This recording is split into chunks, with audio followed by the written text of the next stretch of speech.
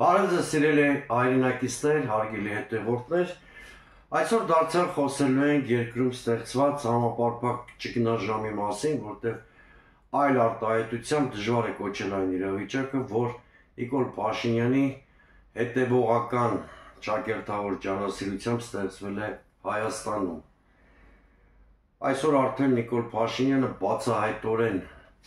ըստ էության խոսել է կաթողիկոսի հրաժարականի պահանջի մասին, սա արտարոց երևույթ է, ես արդեն նախորդ իմ թողարկումներում ասել եմ, որ Նիկոլ Փաշինյանը այս 10 օրերի ընթացքում երկու նոր հանցանք է շալակել, մեկը պաշտոնյական լիազորությունների չարաշահումն է և մյուս հոդվածը սահմանադրական կարգի խախտումն է, որովհետև սահմանադրության 17-18-րդ հոդվածներով նա չունի այն գործողությունների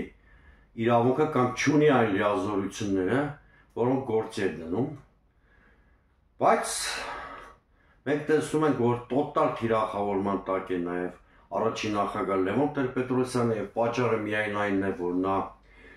լակոնիկ մի տեքստ էր տարածել հանդիպելով ամենայն հայոց կաթողիկոսի հետ, այս ամենը իշխանական վայրահաչոցների տեղիք է տվել, գռեհիկ շնաբերանություն, ինչպես ձևակերպվել է Նիկոլ Փաշինյանի և մյուսների պահվածքը։ Լավ, ինչ է ուզում Նիկոլ Փաշինյանը։ Ակնհայտորեն նա ուզում է բախում քաղաքացիական պատերազմ նույնիսկ, առանց վախենալու այդ բառը օգտագործում է, որտեղ որևէ սահմանադրական լծակով նա չի կարող հասնել կաթողիկոսի հեռացմանը։ Որևէ կերպ գործադիր իշխանությունը իրավունք չունի միջամտել եկեղեցու ներքին կյանքին։ Դա բխում է Հայաստանի Հանրապետության սահմանադրությունից, դա բխում է միջազգային պրակտիկայից, ամբողջ քաղաքակիրթ աշխարհում այդպես է։ Բայց Նիկոլ Փաշինյանը ճիշտ նույն մեթոդով, ինչպես իր գրպանում տեղավորեց դատական համակարգը, ուզում է նույնը անել եկեղեցու հետ։ Հիշում եք, չէ՞, ինչ տեղի ունեցավ։ Կարծեմ 2015 թվականն էր, երբ Նիկոլ Փաշինյանը հրահանգեց, որպեսզի քաղաքացիները շրջափակեն դատարանների, դալիչների մուտքերը եւ այլն, որից հետո դատական համակարգը կոտրվեց աստիճանաբար եւ հիմա դարձել է Փաշինյանի կրինկի տակ գտնվող իշխանություն։ Բայց այն ժամանակ, երբ որ դատարանների դեմ էր արշավ կազմակերպում, Նիկոլ Փաշինյանը ուներ հասարակության աջակցություն, չէր եղել պատերազմը, դերևս նրա այդ նախկինների թալանի կոռուպցիայի մասին նրա խոսույթը դերևս պոպուլյար էր հասարակության շրջանում եւ նրան հաջողվում էր այնպիսի պատկեր ստեղծել, իբր նա պայքարում է արդարության համար, արդարադատության համար եւ այլն։ Հիմա Նիկոլ Փաշինյանը հանրային աջակցություն չունի։ Օրինակ մայրաքաղաք Երևանում իմ շփումները ցույց են տալիս, որ 10 մարդուց 8-ը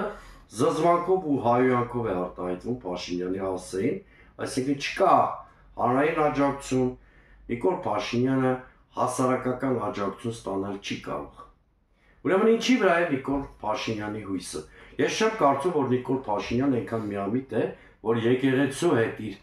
կոնֆրոնտացիայի մեջ հույսը դրել է ուժայինների վրա։ Ինչքան էլ մենք քննադատենք, մեղադրենք եւ արդարացիորեն մեղադրենք ուժային համակարգի ղեկավարներին, այդ ստրուկտուրաներում աշխատող ոչ բոլոր մարդիկ են, որ պատրաստ են ձեռք բարձրացնել եկեղեցու, վեհապարի կամ այլ սրբազանների վրա, հետևաբար միայն ուժայինների վրա հիմնվելով Փաշինյանը նման արկածախնդրության չէր գնա։ Ես ենթադրում եմ, որ Նիկոլ Փաշինյանը վստահ, ինքնավստահ գնում է եկեղեցու, ընդհանրապես երրորդ հանրապետության բոլոր քաղաքական ինստիտուտների հետ անտագոնիզմի ռեժիմի, հակադրության ռեժիմի կամ հրահարում է քաղաքացիական բախումներ ու պատերազմ այն հաստատուն համոզումով, որ դաշտ կբացի գլոբալիստական արևմուտքի, Թուրքիայի եւ Ադրբեջանի միջամտության համար։ Այլ խոսքով Նիկոլ Փաշինյանը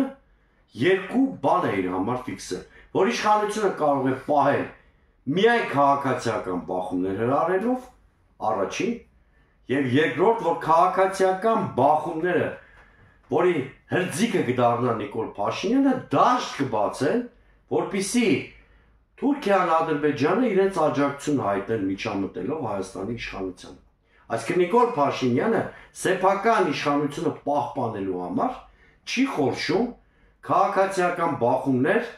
հրահրելուց, ինչի միջոցով դաշտ է բացվելու թշնամական երկրների կամ թշնամական կենտրոնների միջամտության համար։ Սա սարսափելի իրականություն է, բայց այս իրականության հետ պիտի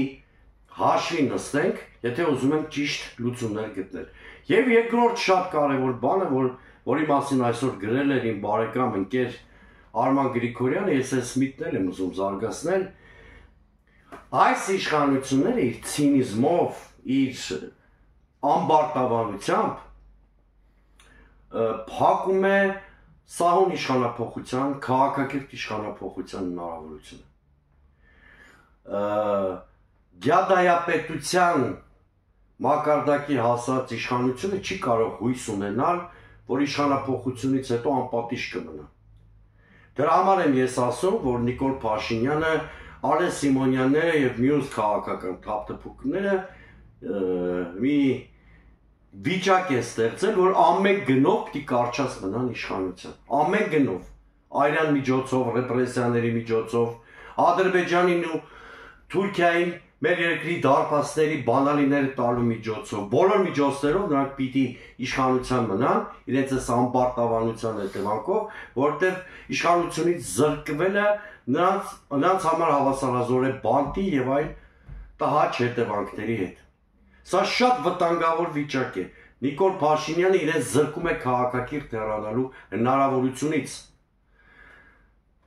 Եվ դա նշանակում է, որ 2020-26 թվականներին կարող է տեղի ունենալ այն, ինչի մասին 2021 թվականին ահազանգում էր Լևոն Տեր-Պետրոսյանը։ Երկրում կարող են քաղաքացիական բախումներ տեղի ունենալ։ Եվ այդ բախումները նախաձեռնում է հենց ինքը Նիկոլ Փաշինյանը։ Շատ կարևոր է, որպեսզի ընդդիմությունն ու հասարակությունը Նիկոլ Փաշինյանի այս օրակարգը չընդունեն, որտեղ սա նշանակում է հայկական պետականության լուծարում, մենք պիտի կարողանանք եւ հաջորդ հաղորդման ժամանակ ես կխոսեմ հենց այդ մասին, կարողանանք այնպիսի օրակարգ եւ հանրային միջավայր ձևավորել, որպեսզի կարողանանք կոնսենսուս -1 ձևավորել Նիկոլ Փաշինյանին իշխանությունից հեռացնելու նպատակով, որտեղ այլևս Հայաստանը ապրում է մի հստակ երկընտրանքով, կամ Նիկոլ Փաշինյանն ու նրա թիմը, կամ Հայաստանի Հանրապետությունը։ Ես ու իմ թիմը մեր ընտրությունը կատարել ենք Հայաստանի Հանրապետության օգտին, բայց մեր քաղաքական պայքարը այնպիսի տրամաբանությամբ պիտի կառուցենք, որ երկրում տեղի ունենա որակապես նոր իշխանության ձևավորում առանց ցնցումների։ Այսօր այսքանը, կոչ եմ անում բաժանորդագրվել իմ YouTube-յան ալիքին, ինձ հետևեք նաև